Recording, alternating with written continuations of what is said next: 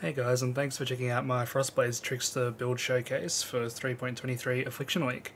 Pretty much we're just going to be going through my almost perfectly min-max build. There's still a couple of things that I do want to do to it, but it's basically finished. Everything from here on out is going to cost well over a mirror to do, so yeah, a couple of little things I want to do, but yeah, we're just going to go over the build and how it's feeling and how everything's going. Just a little disclaimer. You don't need to get to this point in the build for it to feel good. It's a league start viable build. It feels good very early on in the game. And there'll be multiple stages of the build in the POB, which I'll show later, that show like different progression points and how the build feels at each point. So the overview of the build, it's an extremely fast and efficient mapper. It has very high DPS with good survivability from big life on hit and freeze. It makes use of whirling blades, so you don't need to worry about movement speed very much. It has a pretty solved method to get a strong build. You can easily do Ubers with investment. It's league start friendly, it's new player friendly, and in my opinion is basically just a better Venom Gyre. This build can do Wave 30 Simulacrum, it can do all Ubers, all map mods, 100% Delirium and Wandering Path maps, it easily clears legions, it instantly kills essence monsters, and literally anything else you can think of apart from the two things on the right there. It can't do Deep Delve because it's an evasion based build, so once a white mob eventually hits you at 1000 depth it will probably kill you. And some expedition modifiers like immune to cold and those kind of things are obviously pretty bad, but other than that it can do pretty much everything in the game. I have a mapping showcase here, which I will put up now. It's basically just what I've been doing for the past few days on stream. Just doing some Abyss and Strongbox farming on Crimson Township, trying to get maybe an apothecary or two, and farming the broken Abyss strategy at the moment, which is obviously really good. But yeah, you can see a pit opens up here, where instantly killing everything, nothing is alive. It's pretty simple gameplay, just put your totems down, start spamming. You need to get the Spire to half health in this specific strategy so that it starts spitting out lots of rare monsters and doesn't actually die before it does that. And then these monsters are all very buff. This is a 60% Delirious map with a bunch of modifiers on it, and +2 proj and everything like that, so yeah, you can see it does it pretty easily. And then the next thing we have is a Uber Boss showcase, which is here. So this is Uber Maven. You can see it's level 85 up there. So we instantly get rid of the first Maven.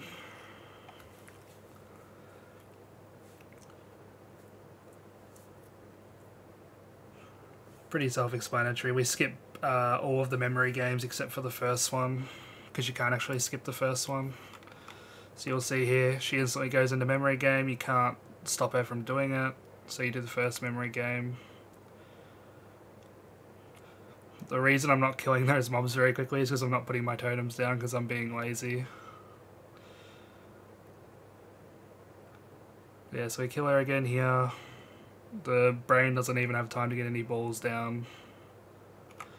Skip forward a bit, brain's dead again, and then here she would usually go into memory game, but we managed to kill her before she can even do it, so we skip a memory game there. And we kill the brain again. I went too fast. And this is the last phase, so she doesn't memory game there either. So you get a double skip memory game, so yeah, it's obviously very, very good at doing Uber bosses. You can do that with Exarch and Eater too. You can kill them before they go into their respective ball phases and everything like that. The build is quite good for Ubers, but you do need to invest a lot of money for it to be good at Ubers. It's not an Uber boss killing build necessarily, it's much better at mapping, but you can do Ubers on it if that's what you want to do. Wow, it's going to take me back to the start, lovely. Back. So this is the budget for my current build. So I've spent 5 mirrors, 438 divines in total, the vast majority of that being in the core, and a lot on jewels as well, like that which was taken, Watcher's Eye, opportunistic, all that kind of stuff.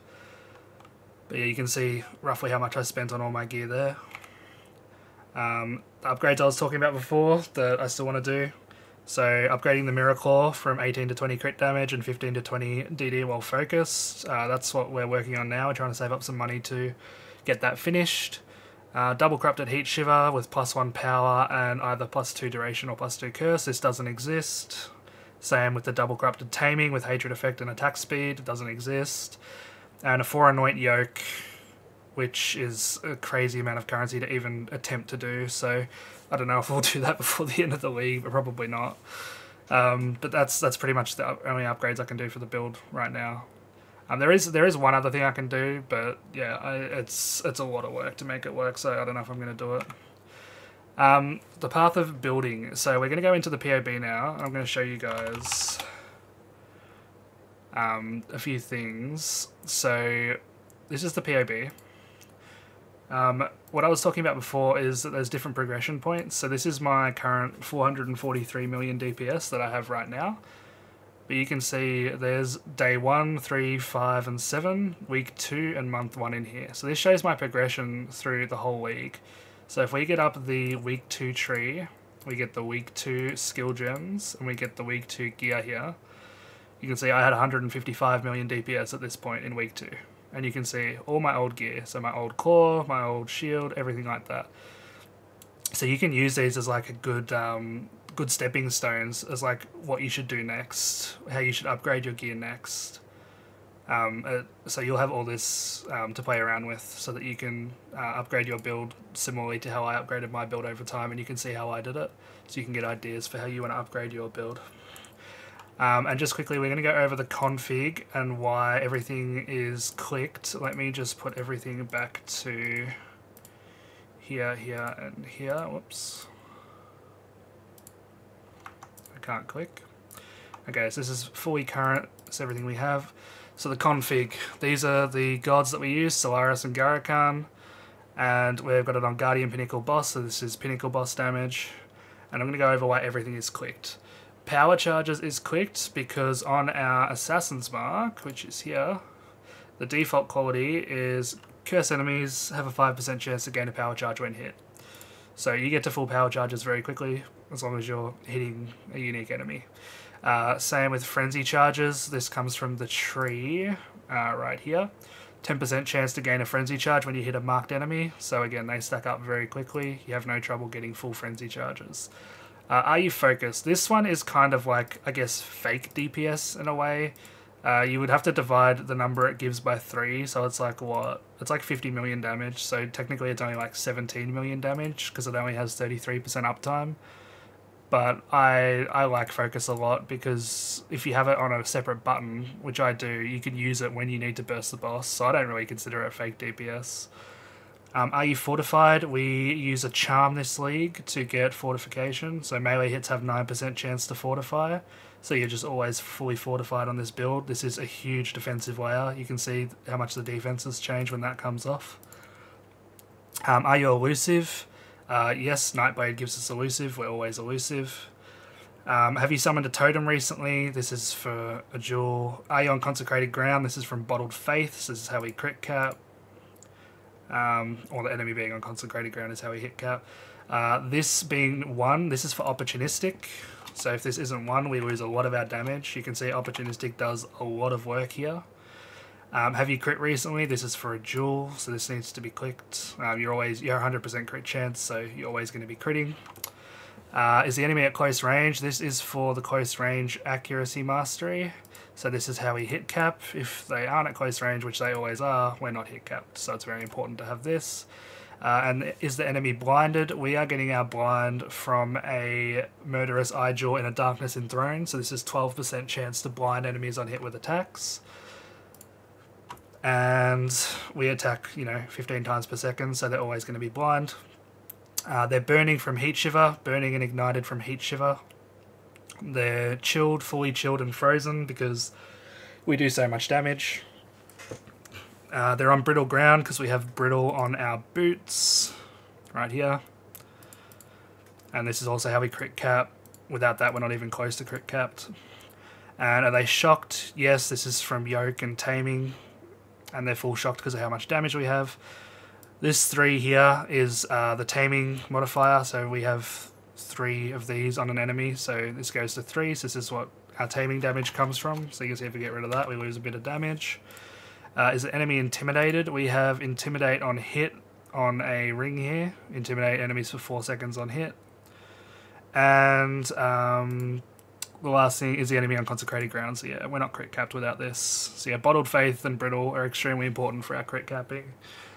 But yeah, that's why the configs are all like that. I just wanted to show you there's no, config BS going on, giving it way more damage than it should have, except I guess you could argue focus, but I think focus is really, really good. So let's start with the tree. So this is my tree. It's pretty standard, other than maybe like the medium clusters. We have to take this suppress point because we're doing the Squire stuff, so we needed to get some suppress in places that we wouldn't usually, but other than that it's pretty standard. It's really easy to drop the top mana wheel in this league, so we did that. Usually you would have this earlier on, and obviously we dropped the top accuracy cluster as well because we get enough accuracy on gear elsewhere. But yeah, everything's pretty standard here, there's nothing super out of the ordinary on the tree. With the skills, just quickly go over the skills. So because we're using a 12-link core with the Squire, we have 3 in the weapon slot, 3 in the shield. Frostblade, Hypothermia, Inspiration, or 2120. And Icebite and Nightblade, 2120, Awaken Added Cold, 620. Pretty standard there. Totems with Culling Strike, again this is all pretty standard. Frostblink and Bone Chill. Level 12 Frostblink means we only need 100 intelligence on this build, so that's really nice. Whirling Blades, faster attacks, 2023. Bit of extra attack speed to make it faster. This is our auras in our chest, so we have our 4 auras to a level 4 Enlighten, and we just got our Steel Skin in there as well, which we put on left click. We're using a level 16 Precision. If this was any lower, we wouldn't be hit capped, so it needs to be 16. And we've got our Mark on Hit Assassin's Mark set up with our Blood Rage in here. This is everything. The reason we don't have Frost Bomb is we actually have Cold Exposure on our gloves because we got Pierce on the prefix instead of on a implicit. So we could get Cold Exposure on our implicit, which lets us drop Frost Bomb, which gives us an extra button back, which is nice. If you're not using the Squire setup, it'll be Frostblades, Nightblade, Ruthless, Awaken Multi-Strike, Awaken Added Cold, and Awaken AoE damage with attacks. But obviously because I'm using the 12-link core, it's a bit different. And you can also put a cast when damage taken on your Steel Skin if you want. If you have an extra gem slot for it, that's fine. Just make sure that the levels are all working properly. But yeah, other than that, the gems stay pretty much the same throughout the whole thing. We'll start getting into the gear. So you need 38% suppression on your gear to cap suppression. You get 62% from the tree. So we have on our chests, we have 22% here. And you saw before on the tree, we had 3% here, so that's 25%. And then on our boots, we have 14% there as well. So we have 39% suppression. So we have 1% over, which is fine. For accuracy, all you need to accuracy cap usually is blind, high roll on gloves, like 560 plus, close range mastery, and a level 1 precision.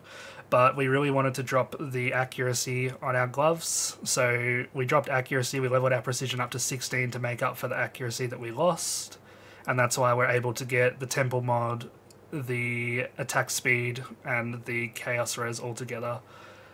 Speaking of chaos res, you need 4 chaos res rolls on your gear to chaos res cap, either 3 perfect tier 1 rolls and a perfect tier 2 roll, or 4 good tier 1 rolls.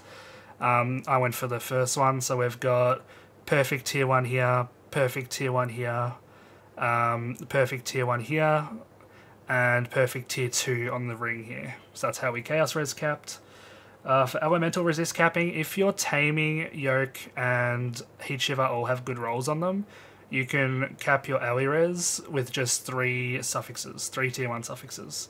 So we've got, on the Zodiac leather, we've got fire res, on the boots we have lightning res, And on the... what am I missing here?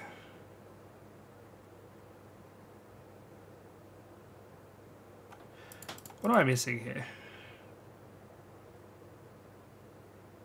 Oh, right, the temple mod on the gloves. I'm stupid. I was like, huh? The temple mod on the gloves obviously gives a tier 1 res as well. That's why the temple mod is so good. Because it's not just a bunch of damage, it's a free tier 1 res as well. So yeah, with those 3 resistance rolls on the boots, the gloves, and the chest, we are capped. With attributes, without having any attributes anywhere on this build, if you drop the mana stuff up the top, you will need 53 strength and 27 intelligence somewhere on the build. I highly recommend getting a lethal pride that has a plus 20 strength node like this, because that means you need 33 strength and 27 intelligence, which means you can get a veiled mod with strength and int, and that is enough to cap your attributes fully. So I highly recommend getting a lethal pride with plus 20 strength on it. I think that's very important. But for me specifically, I've got all attributes on my cluster, so I don't need that roll because I get 40 strength and int from my cluster already. But yeah, if I didn't have that, I would need a single strength int veiled roll on probably the chest, I guess. Crit. So there's lots of different ways to cap crit. You can use crit on core, you can use bottled faith, diamond flask, a flask suffix, brittle, extra power charges, precision levels, and this league you could also use the crit chance against shocked enemies charm. That one was pretty good at the start too. For me specifically, the only things I need to crit cap are the bottled faith. I needed the brittle on the boots here, and I needed a level 16 precision, and I was just off crit cap, so I decided to get a 10% global crit chance on my medium cluster. So this is actually crit capping me. So I was able to do something pretty min-max like that because I had, you know, all this other stuff going for me. I had brittle, I had bottled faith, and I had a level 16 precision, which just gives so much crit. So I have no crit on core whatsoever. That's why in the previous video I made about the mirror core, having crit strikes on the core is actually bad because you don't need it. For Frostblades anyway, which is why this core is better than the other mirror cores on the market right now. But yeah, flasks are pretty self-explanatory. We have Ignite immunity here instead of Corrupted Blood immunity because we have Corrupted Blood on this medium cluster as a Corrupted implicit here, so we don't need it on the flask. Silver Flask with attack speed, and Stibnite Flask with evasion.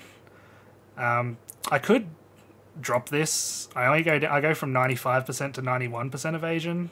It's really not that bad, but I don't really have anything I'd prefer to put there. And getting hit 1 in every 20 times instead of 1 in every like 11 times is a lot better. So I'm just keeping that on for now. And yeah, the Bottled Faith, very well rolled, and the Taste of Hate for Fizz Takeners and some extra damage too. So you can see if I take the Taste of Hate off, our res is very, very tight. The jewels. So let's go over the jewels real quick. So just Forbidden Flesh and Flame. This gives us Opportunistic, which is 25% more damage. This is nuts. A Watcher's Eye. We got a 3 mod Watcher's Eye here. It has Grace Evade on it, which I think is the most important mod to have on a Watcher's Eye. And then it's got the Flat Cold damage with Hatred, which is the second most important mod. And then it's got some crit multi on there as well, which is pretty good. We have a 10-7-5-5 Lethal Pride. I bought this for 2 Divines on day 3 or 4 of the league, I think. And it's now worth over 100 Divines, which is pretty crazy. I think the cheapest one right now is 140 Divines. And at that which was taken with Mana Reservation Efficiency, Pen, Onslaught Effect, and the 4th mod actually isn't useless either, which is nice. But I bought this for 95 Divines, and I think it was very worth it. Very happy with this purchase. And that's it for jewels. The charms will quickly go over. So the prefix is the same on all of them. Pen is just the best prefix. It gives you the most damage. The suffixes are very important here. So cannot be stunned while fortified. We're always fortified, so this gives us stun immunity, which we usually don't have. This one is no extra damage from crits while elusive. We are always elusive, so this means we're crit immune basically. And this, we get Fortify on hit from this instead of a chest implicit. I am going to miss these charms a lot, especially the crit immune one. This makes us feel so much tankier, so it kind of sucks that we're going to lose it after this league. But yeah, these are the charms I chose to use, and I think they are the best ones. And then just the cluster jewels, pretty self-explanatory. They're just Ancestral Echo, Ancestral Guidance on both, and one has Corrupted Blood Immunity, and one has the crit chance that I needed. Ancestral Guidance is just an absolutely crazy, crazy node. Like, look at this. Look how much damage this gives. It's absolutely nuts. And we use 2 of them. So those 2 nodes alone give like 80 million DPS. So yeah, Ancestral Guidance is absolutely crazy. And then for our large cluster, it's just a normal, good Frostblades cluster. It's got 35 effects with 3% speed, 4% damage, and 3 all attributes. So pretty standard there as well. And yeah, that's pretty much it for the POB. There's some notes in here too that you guys can look at. And yeah, as I said before, just you can go through these. Like, you can start at the day 7 POB if you want and start working towards that. Then you can move on to week 2 and then month 1. Or if you want to stop earlier than that, you know, just do whatever you want. Everything here is to help you with your Frostblades build, and so you can see what I decided to do and how I made it what I think is the best build in Affliction League, the best Frostblades build in Affliction League. But yeah, that's it for the POB. We'll go back to the slides now, and just quickly we'll go through the frequently asked questions. It's not too much to go through here. It's just, can I league start Frostblades? Yes, it's a great league start build. This is the second league starting it, and it's awesome. There'll be a link in the description to Zish's league start guide, so go to that if you want to know how to league start Frostblades. How does Trinity work? XCD, we don't use Trinity anymore, so we don't need to worry about that. Don't need to worry about explaining that. Gear options and bad gear. You can pause and read this if you like. Basically, just don't use Farrell's Fur, Legacy of Fury, Tekrod's Gaze, or Circle of Fear. They all suck, in my opinion. Capping accuracy efficiently. I spoke about this a little bit before. You can pause if you want to read this. Reserving mana efficiently. It's pretty similar. If you want a higher level of precision, you're going to need to use an Enlighten or a 90% corruption on the Heat Shiver. Capping crit efficiently. Spoke about this before too, but basically you just use a combination of these things until you're crit capped. You don't have to use all of these, you just use whatever gets you there, and you can try upgrading it later. Ailment threshold. This is how you can figure out if you're going to be freezing bosses, so you're getting your extra damage from Heat Shiver, and extra damage from everything else, basically, because that will give you more taming stuff and blah blah blah. So yeah, if you want to know if you're how to know if you're freezing bosses, just pause this, and this will tell you how to figure it out. This is just the skill tree, the ascendancies, the charms, everything like that. Pantheons. These are the skill gems we'll use. I went through these already as well, so you can pause if you want to look at that. The map mods and alters to avoid. So cannot regen is annoying as shit to run. I wouldn't run it. I don't think it's worth. Like you can do it. It's just a pain in the ass.